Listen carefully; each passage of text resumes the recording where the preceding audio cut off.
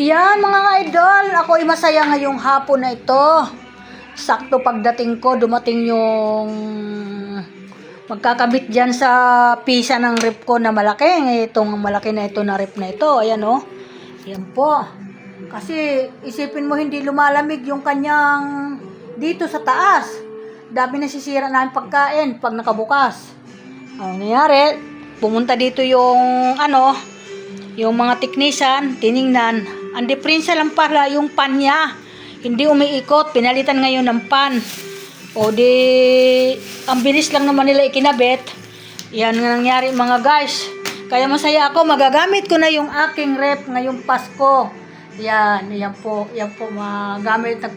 Malaki talagang pasalamat ko doon sa gumawa. Magaling siya. Mabait na tao. Hasta kayo itong oven ko. Yan yung oven, mga guys. Mula nung binili, hindi kami dito nakapag-litson. Ayan po, yan yung loob na yan. So, sabi ko, ba't kaya hindi kami makapag-litson? Pinatingnan ko din sa kanya. Alam mo, mga guys, ang nangyari pala, hindi naman pala yan sira. Ano pala yan? Isasaksak lang pala yung kuryente, spark lang pala. Tapos yung ilalim, yung litsonan, sisindihan lang, lalighter lang pala, yung mahabang lighter. Yun lang po mga guys, ang galing talaga masaya talaga ako dahil naayos yung gamit ko dito.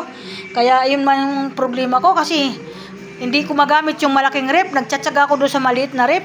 Kaya yan mga anak ko, gawa na ang rep. Hindi na ako mahihirapan, magpalamig dyan kung anong ipapalamigin dyan. Yan, pag may pera, pwede na mag-stock kahit papaano na hindi tayo madamihan sa mga bibilihin. Ngayon magpapasko pa naman. Gawin bukas, piyesta ng patay. Hindi ko pa nga alam kasi ang pera ko napunta na sa sa bayad dyan. Binayaran ko yung pagpapagawa. Okay naman kahit wala akong pera, okay lang yan kasi nagawa yung gamit.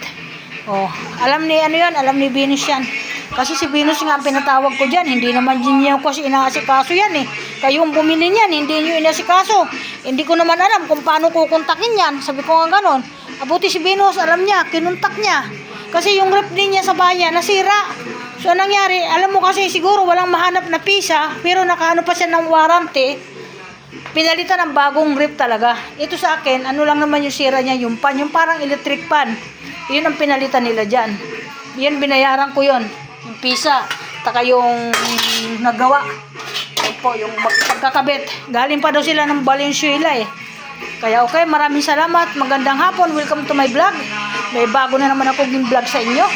Talaga naman konting lang sa akin. Ginbablog ko na talaga. Matindi na itong pagbablog ko. Mga guys. Maraming salamat talaga. Yan, kararating ko lang po galing sa labas kasi itong asawa ko lagi akong sinasama-sama. Kaya ako'y pagod na pagod kasi nagtanim pa ako ng kalamansi sa taas.